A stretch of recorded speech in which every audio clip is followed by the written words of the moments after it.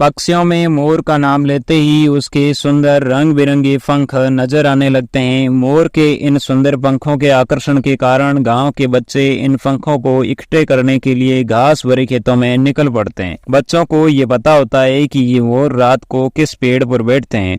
रात को मोर अपने पंखों में से कुछ कमजोर पंखों को गिरा देते हैं। कई बार मोर के नृत्य करते समय ये पंख झड़ने लगते हैं। मोर पंख इकट्ठे करने हेतु बच्चे सूरज निकलने से पहले ही जाने लगते हैं, क्योंकि उसके बाद किसी दूसरे दल के बच्चे इन मोर पंखों को ढूंढ कर ले जाते हैं।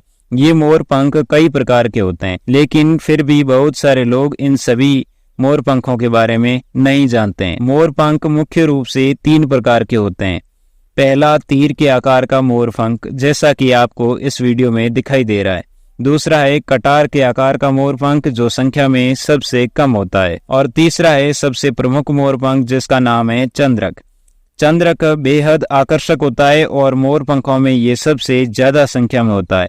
शायद इसी वजह से हम में से बहुत से लोग चंद्रक के अलावा किसी अन्य मोर पंख के बारे में नहीं जानते। चंद्रक में मुख्य रूप से नीले रंग की प्रधानता होती है, साथ ही हरे, सुनहरे व अन्य हल्के रंगों का मिश्रण इसे एक सुंदर आकार प्रदान करता है। मोर पंख दिखने में तो सुंदर है ही, साथ ही यह स्पर्श करने पर बेहद कोमल और मखमली होते हैं। इसके मखमली रेशे एक सफेद प्लास्टिक की नली जैसे हिस्से से जुड़े रहते हैं। इन रेशों का संयोजन बहुत ही अनोखा होता है। मोर अपनी इच्छा इन पंखों को फैलाकर नृत्य भी कर सकता है। पंख फैलाकर नृत्य करते समय मोर के ये दिखने वाले पंख अलग अलग लंबाई के साथ व्यवस्थित रूप से जुड़े रहते हैं। तीर के आकार के पंख सबसे अधिक लंबे होते हैं। मोर के पंखों की लंबाई आधे फीट से लेकर 6 फीट तक होती है।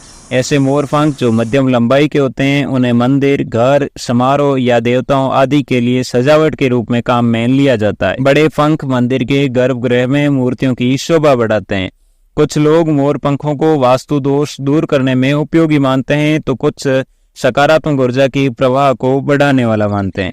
भारत में लोगों की ये भी मान्यता है कि पुस्तकों में मोर पंख रखने से विद्या की देवी सरस्वती प्रसन्न रहती है।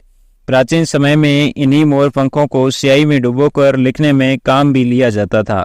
आपको बता दें कि हम जिन मोर पंखों की बात कर रहे हैं, उसमें केवल नर मोर के पंख ही है। मोरनी के पंख नर की तरह इतने आकर्षक नहीं होते, वे केवल सफेद भूरे रंग के ही होते हैं। नर मोर के ये पंख हर वर्ष नए आते हैं। बरसात के शुरुआत तक मोर के पंख पूर्ण रूप से विकसित हो जाते हैं और अगस्त से अक्टूबर यानी दीपावली आने तक मोर के पंख पूर्ण रूप से लंबे होकर विकसित होकर गिरने लगते हैं। आजकल ये मोर पंख हमें किसी भी ऑनलाइन शॉपिंग वेबसाइट पर आसानी से मिल जाते हैं। आशा करता हूँ आपको ये वीडियो पसंद आया होगा।